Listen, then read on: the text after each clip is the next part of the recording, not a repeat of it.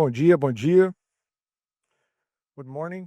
So I try to do my best to do in both English and Portuguese and also to help my colleagues. So, meu nome é Rafael Vergarias, eu estou aqui para poder conduzir um painel com dois grandes nomes globais ligados a grandes projetos de infraestrutura e de desenvolvimento energético.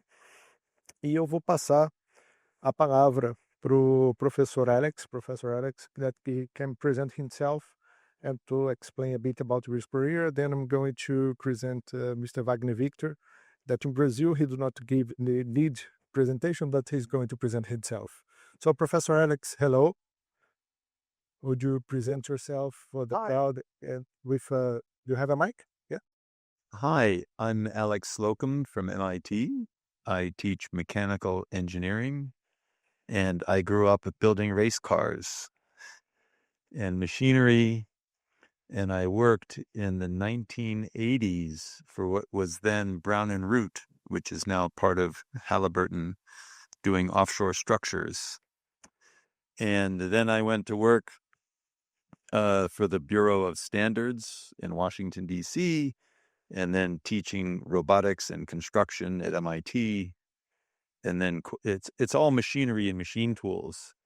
And I've done a lot of work with the oil and gas industry, particularly Schlumberger on downhole tools, and also with the wind industry and the solar industry. So I like all of them, and I think they all can work together actually very nicely. Great. We're going to have a great perspective with you. Victor, please. Obrigado, Professor Rafael. Professor Alexander, it's a pleasure to have you here. I live in Boston for a long time ago, but in the other side of Charles River. In fact, I lived there when Fluminense won Flamengo 30 years ago with the ballet goal. Exactly the same today as we are in this commemoration. Bem, obrigado aí pelo convite, Rafael, oportunidade de estar falando em nome da Petrobras, falando sobre novos projetos. A Petrobras tem uma experiência muito grande no desenvolvimento de projetos. Nós aqui do Rio de Janeiro, quando eu fui secretário de Energia, Indústria Naval e Petróleo, desenvolvemos grandes empreendimentos no Rio de Janeiro voltados à área de energia, na área portuária, como o Porto do Açu e as grandes termoelétricas. A gente vai ter oportunidade de trocar essas experiências aqui com você e num evento muito bom, que é o Energy Summit, com a participação do pessoal do MIT, que tem uma expertise muito grande. Então, nós vamos a uma primeira pergunta, e é uma pergunta bastante desafiadora, que o que torna um projeto de energia verdadeiramente transformador hoje? So, Professor Alex, would you like to start? So what makes it transformative is when people look at it and they say, nah, no way. And then you say, let's look at the mathematics of the physics and the economics. And then also you can do some modeling on the social impact. And if all three look like they can help each other, then you know you have something that is transformative because everything can pull in the same direction. Perfect. Wagner, what do you think?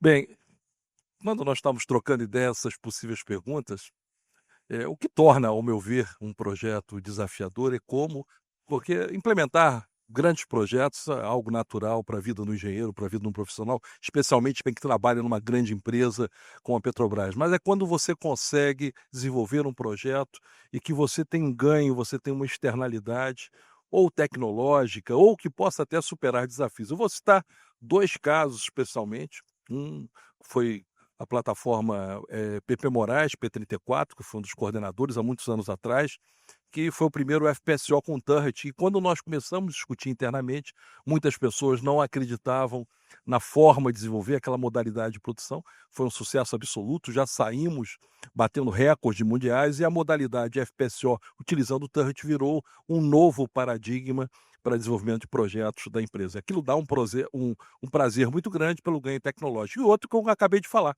que era o Porto do Açu. Quando eu fiz a concepção do Porto do Açu, muito antes de o Ike Batista entrar, era basicamente um sonho de como desenvolver uma nova fronteira tecnológica, já que nós tínhamos um apoio logístico feito pela região de Imbetiba, que era em Macaé, e a outra área que poderia dar suporte seria no estado do Espírito Santo. Então, nós fizemos o levantamento com um grupo de engenheiros que eu coordenei, levantamos o potencial de batimetria e grande desafio, qual era o grande desafio? Como trazer minério para ali e implementamos uma modalidade que eu utilizava em outros lugares do mundo, que era um mineroduto, que poucos acreditavam e virou o sucesso que é, e é a nova fronteira hoje de logística brasileira. Então, quando você faz um grande projeto e consegue incorporar ele, um avanço, um ganho tecnológico, que você consegue, de alguma maneira, se satisfazer por estar superando um desafio tecnológico, isso marca um grande projeto, eu acho que não só para aqueles que empreendem, mas para os engenheiros. Perfeito. Tô complementando, né? Quando você trata um projeto transformador, ele é um projeto que transforma tanto a complexidade técnica quanto a complexidade social. Então, o impacto que você tem dentro do meio, dentro da cadeia de suprimento e desenvolvimento de toda uma indústria, como que a Petrobras faz recorrentemente nas suas aplicações de tecnologia. Perfeito.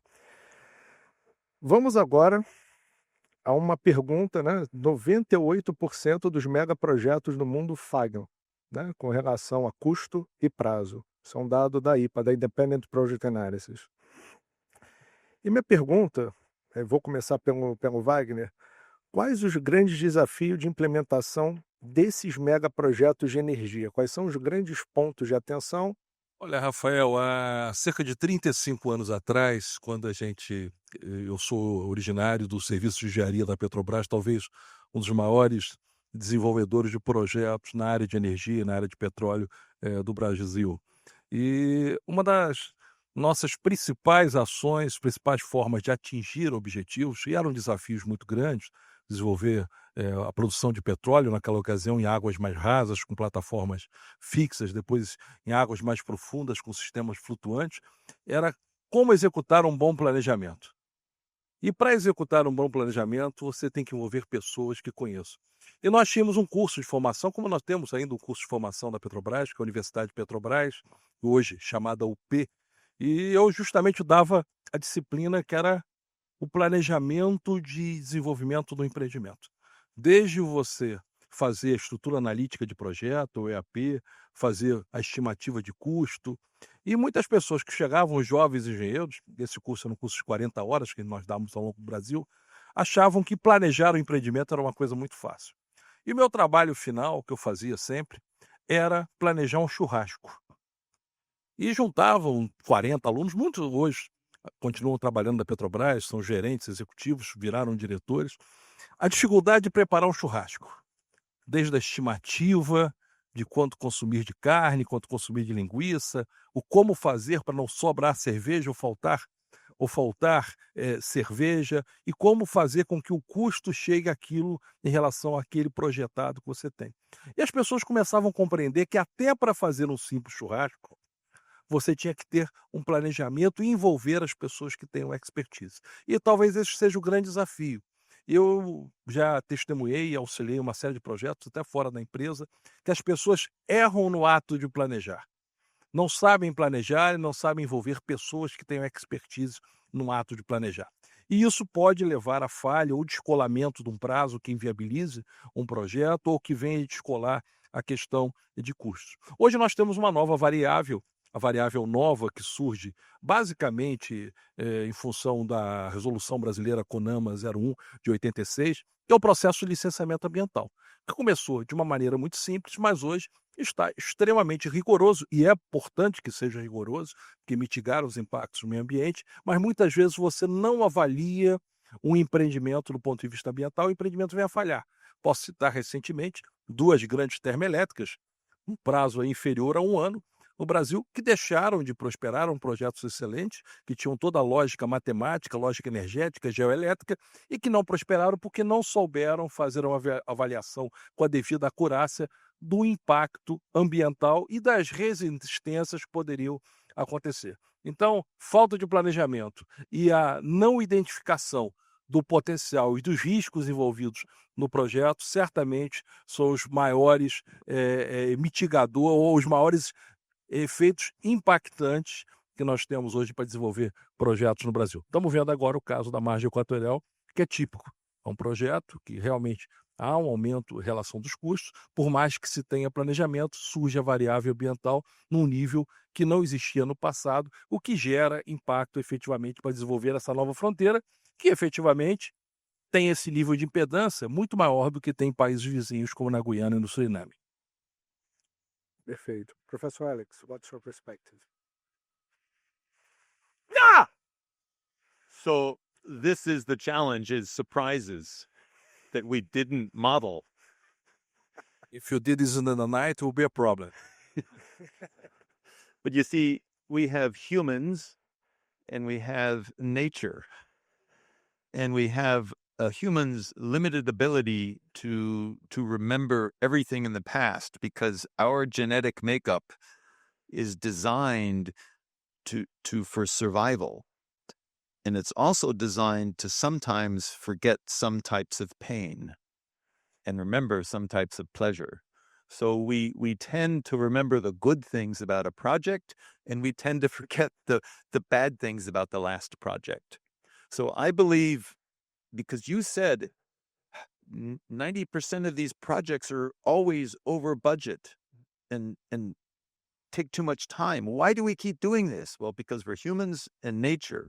But I believe our salvation is the cell phone, the mobile device. Because if we can get people, as they are executing projects, to just talk about, today, the delivery didn't come, the beer is not here, then it will be recorded. And this is where AI really has the potential to change things for us. Because as we build up infinite amounts of data in real time from real people talking about what they experienced now, I believe that is how we will start to gather the experience and not forget. So every time we do a project and these surprises come up, the AI will remember it. And then when we go to do the next project, it will help us plan and budget. So I believe there is hope if we can do it that way. In other words, I agree with everything you said. I have had too much or too little meat or beer at various barbecues and in real projects too. So this is, I believe, our future. Ô, Rafael, se você me permite complementar, uma coisa que eu vivencio muito, em diversas organizações, que eu participei, eu fiquei um tempo fora, da minha empresa de origem, da Petrobras, fiquei atuando em cargos de governo, em empresas de saneamento, em outras áreas, é que muitas vezes as equipes para desenvolver novos projetos, elas não conseguem ter um mix adequado entre aqueles que têm experiência, quanto aqueles que têm o a vontade de executar o projeto. E esse mix é fundamental, ter pessoas com experiência, pessoas que já fizeram e, logicamente, mixado com pessoas que têm vontade, que têm disposição, que dominem as novas ferramentas. Hoje as novas ferramentas para desenvolver projeto, elas são impensáveis em relação a projetos que nós fazíamos no passado. Petrobras fez uma refinaria, faz a refinaria em 1000 dias. Hoje você não consegue, muitas vezes, em 1000 dias, obter o licenciamento ambiental para fazer uma refinaria. Então, esse mix de experiência é fundamental para levar ao sucesso de qualquer empreendimento, não só no Brasil, mas qualquer país do mundo. Como equilibrar, né, ambição, descarbonização, impacto social em grandes projetos? Quando a gente olha, né, o impacto de um projeto, de grande projeto como uma refinaria, ela tem um impacto no PIB local, né? Ela tem um impacto no crescimento local, na geração de empregos, né? Ela tem um impacto na geração de impostos futuros, ela tem um impacto na cadeia de suprimento. Estou pegando aqui como um exemplo uma refinaria, mas qualquer grande projeto, every large program that you have. Como conseguir gerar esse equilíbrio dentro da cadeia de suprimento para a sociedade e garantindo para o investidor o retorno sobre o investimento? Porque no fim do dia, quando a gente olha para a sustentabilidade, a gente olha sempre para o econômico, social e ambiental. Professor Alex, how do you do it? Okay, so I'm going to propose something really crazy. So what do people like to do? They love to eat. They like to play games. They like to have relationships. and it's all the same. So imagine this. You want to build a new refinery, and you want to build it, and you have the model, and you're all sure of it, but the unknown are the people who live in the area. So there are games like SimCity, right? There are games that let you build cities and video games. So I think that the fantastic opportunity is to now create a new kind of participatory video game for people to play to help plan the refinery. And then if you release it to the wild and have people working and collaborating and kind of like competition to design a better refinery for the neighborhood, you can overcome a lot of the social resistance things that then delay the project and increase the cost and make people rush. So that's my radical idea. Maybe it's not so radical, is even when you first start thinking of it, let's create a new realm of software game that we broadcast out and invite people to participate. And again, the magic of AI is to watch how they participate, look for the patterns, learn from the patterns to then design a better system from the very, very start. And then my hypothesis is things will start to go much more smoothly, because it's like we're hungry for change. We really are, for a better world, right? So we have all these ingredients, and you take all these ingredients, and if you just throw them in the oven, you'll have a mess. But if you take time to chop, prepare, look at the recipe, discuss with your friends, what do you want to eat tonight? You can prepare and cook and deliver a meal that can be really yum. And everybody, I think, actually could be much happier and more successful. That's what I believe. Professor Rafael, eu gostei muito dessa pergunta, e até eu estava até vindo aqui, uma das minhas alunas lá na Fundação Getúlio Vargas, tem uma disciplina que eu dou no curso de pós-graduação, formação de engenheiros, que está até aqui, que é a Ariane, e eu falo muito isso, sobre a questão do desenvolver o projeto e como a questão ambiental e a questão social deve estar presente, como se deve agir e antecipar problemas.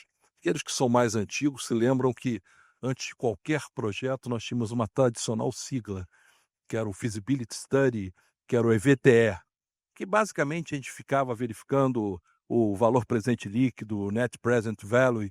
Com o tempo, se colocou a variável A, e o EVTE começou a chegar de EVTE-A, e depois botou a variável S, virou EVTE-AS, e as siglas surgiram, ESG, e toda a preocupação que até então não era presente no desenvolvimento dos projetos, começavam a incomodar e apresentar limites de impedância que poderiam inviabilizar projetos.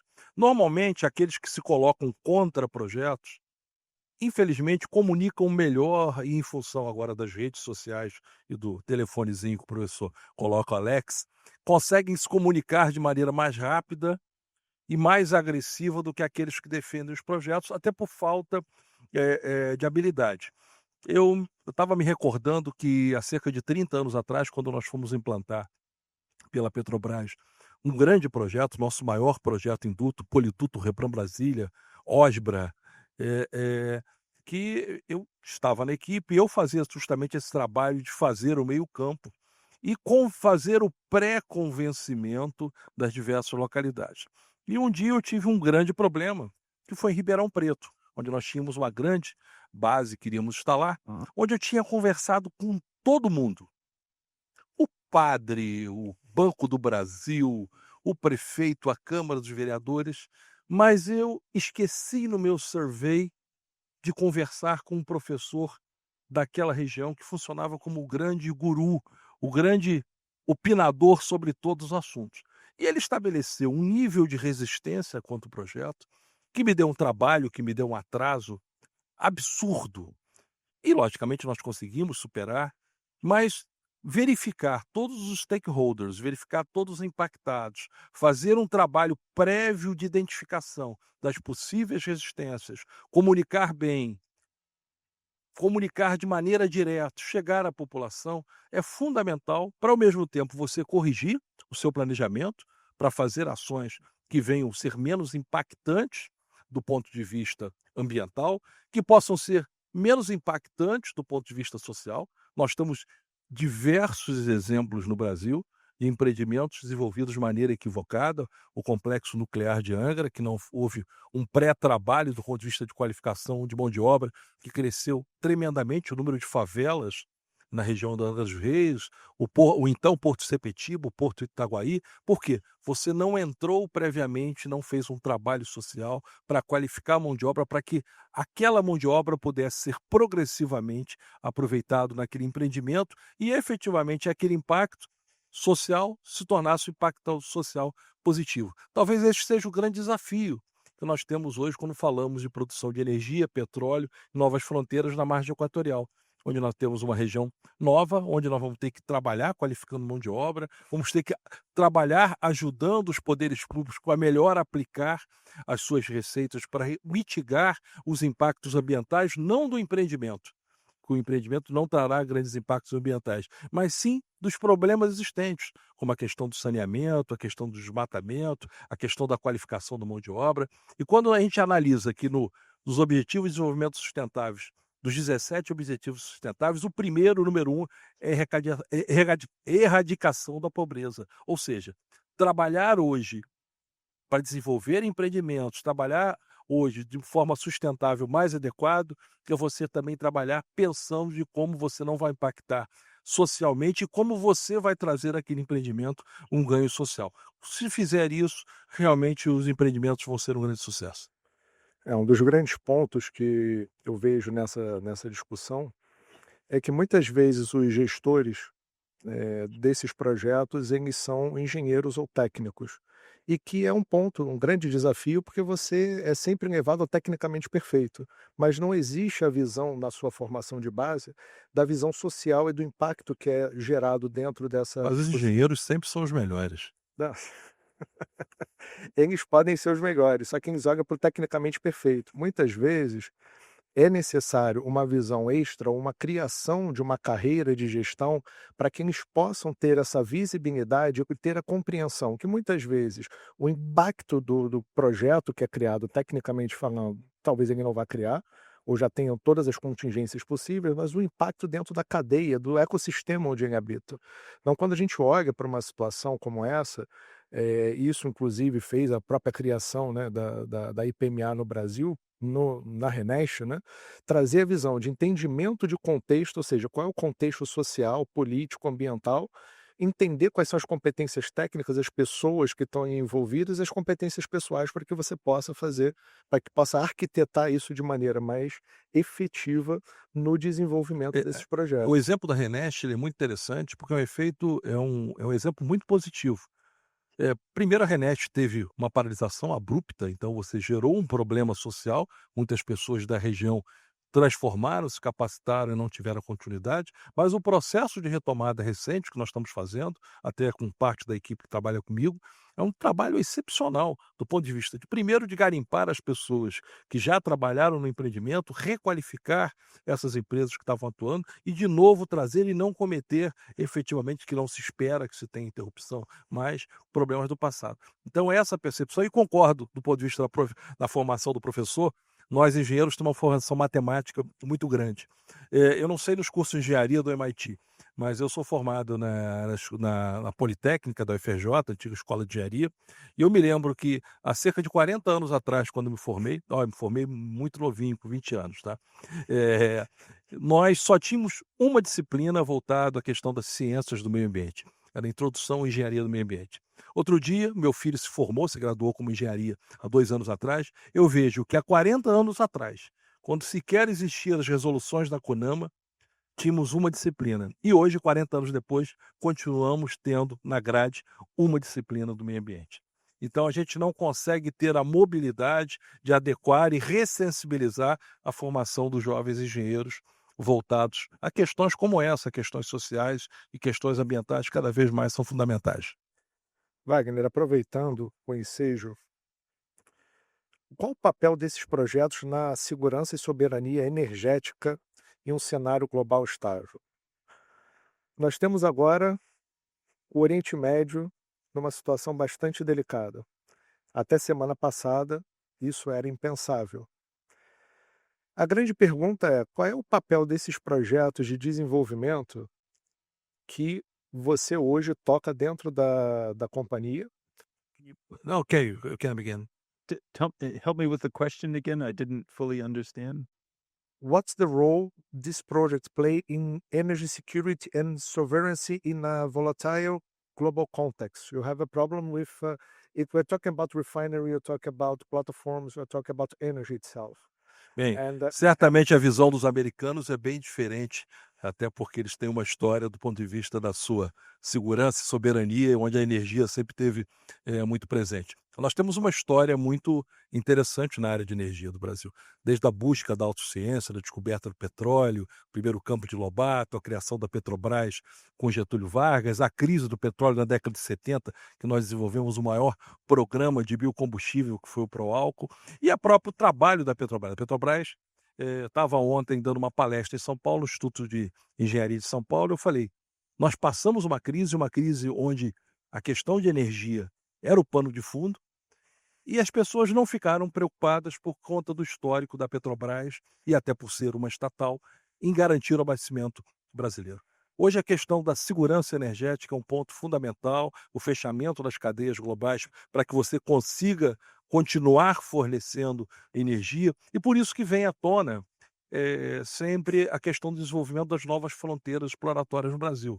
Não só a margem equatorial, mas a bacia de Pelotas, porque os dados são públicos da empresa de pesquisa energética, a IPE, que é um grande centro que pensa em energia. Quem não é do Brasil deve conhecer a IPE, que diz que claramente que, sem incorporar novas produções, com o cenário hoje, o Brasil voltará a ser importador de petróleo em menos de 10 anos. Isso é extremamente grave, o risco é muito grande, porque não se trata nem de eliminar petróleo da matriz energética. Nós voltaremos a ser importadores de petróleo de regiões que estarão sob crise e petróleos que têm um carbono associado muito maior do que o Brasil, sem pagar royalties aqui, sem investir verbas de P&D nas universidades, sem gerar empregos aqui para engenheiros e para técnicos e outros profissionais. Ou seja, nós estaremos ambientalmente trabalhando na contramão por não desenvolver as novas fronteiras, ao contrário do que muitos comunicam. Então essa é a preocupação, segurança energética é fundamental e é um pano de fundo muito grande por conta da crise. Você vê que onde que estão acontecendo os bombardeios? Não só no conflito, o conflito da Rússia com a Ucrânia, nas linhas de transmissão, nas subestações, nos sistemas de geração, nas refinarias agora, entre Israel, a refinaria de Haifa, as refinarias do Irã, ou seja, tentam matar o suprimento de energia como forma de ter um avanço bélico, e isso é uma marca certamente da sociedade que cada vez consome mais energia para si e que torna essa atividade como um grande retorno econômico para cada país. Perfect. Professor, please. So I would like to just say that nature doesn't really care. That if humans destroy themselves, it's better for the rats and the cockroaches for a little while, right? So humans better wake up and realize how silly this is, what we're doing to each other, take a deep breath and say, if we actually carefully do the mathematical model of the amount of energy we need, because everything depends on energy, cooking, entertainment, everything. Without energy, there is no life. And then we look at, economic opportunity and making money, because you have to have an economy. I think we can realize that if we could set aside the political ambitions of some leaders and help redirect them to, you can still be the leader if you redirect your focus of how you think of energy. And so I'll use Brazil as the example, which we just heard of. There was the crisis, and then Brazil looked about and said, we can grow sugarcane. So wait a second, we can have ethanol. And you totally changed the game of liquid fuels. So that is what we need to do, is open our eyes, look around, and look at the mathematics, the science, the physics, the economics. And this is, the social is the hardest part. And I think we can design a matrix that is very resilient to the up and down local political challenges. So Brazil in particular, I think, is in a very good situation. I don't think it has stepped in some of the little messes that are out there. And you have amazing resources, and 85% is, quote, renewable. So you're probably one of the more resilient countries out there, actually. I believe it that we are in the point that many countries are dreaming to arrive in 30 years. So the position in Brazil is very good about that's renewables. Right. So I think this is where Brazil should step up and say to the world, time out. Look what we were able to accomplish by focusing and thinking. We came from the brink of total bad to this point of very good in a very short time by taking a deep breath, looking around, and focusing our efforts where we could do good. So this is where I think Brazil needs to stand up and say, hello, look what we were able to do. Maybe you guys should think about doing something similar. That's my little message.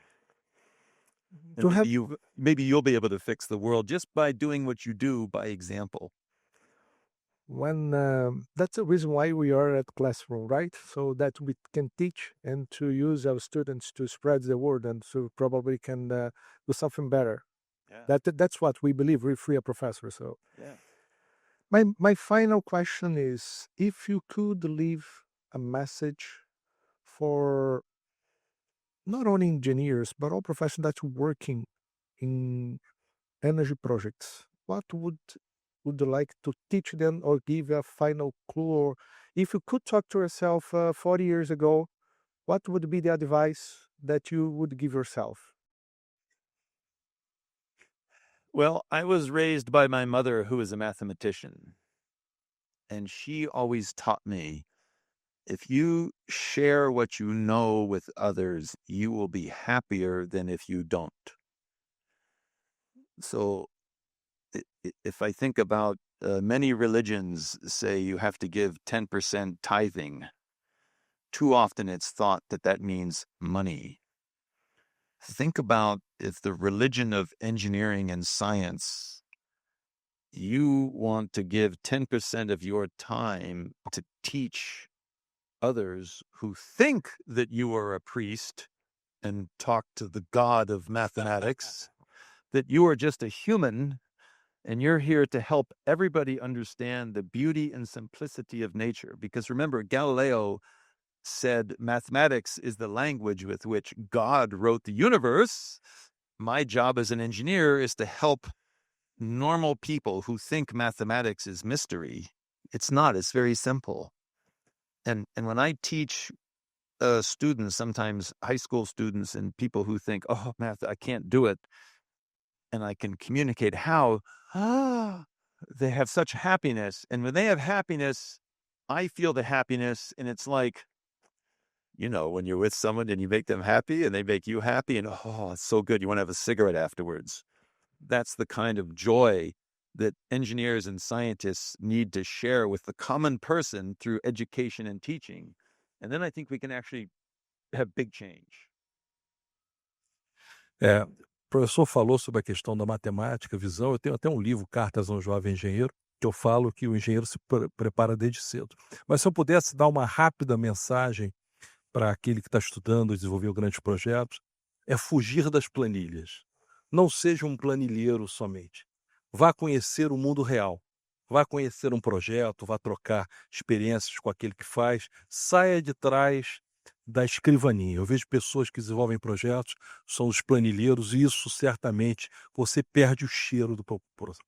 Por último, Rafael, além de agradecer o convite, que já estouramos o tempo, eu queria primeiro agradecer o professor Alexander, porque ele me serviu com uma coisa importante, que foi um sinal. Eu vivo na minha vida com sinais, né? E há 30 anos atrás eu estava morando em Boston, justamente, estudando numa universidade próxima do MIT, do outro lado, e tinha um jogo fatídico, que era Fluminense contra o Flamengo. E eu recebia aquele sinal, eu ligava para a Embratel, porque o rádio não via. E ao final, e ao último minuto, 30 anos atrás, o Fluminense com menos 3 jogadores, fizemos o famoso gol de barriga.